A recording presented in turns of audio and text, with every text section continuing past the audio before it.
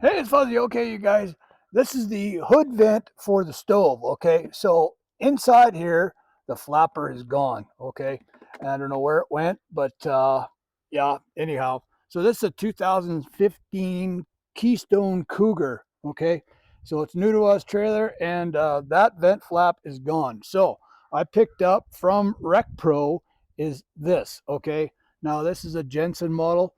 Anyhow, so there's the flapper right there, and you can see it going in and out right there.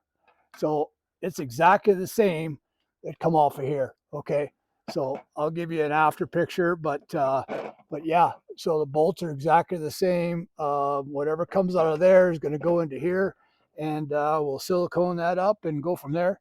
And yeah, let's see how it works. Okay, so take a utility knife, cut around the edges, and then the bottom bolts, take those out, and then you're ready for the next step. Okay, so when you clean this up, make sure you don't cut the siding of the trailer like I did. And it looks like this is the original vent. They use plumber's putty in there and on the inner seal, so all good.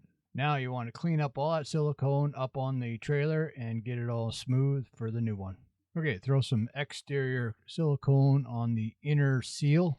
All right, now we got it a double seal so it's squished out from the inner seal, and we'll clean that up and silicone the outside. And all right, got it all siliconed up.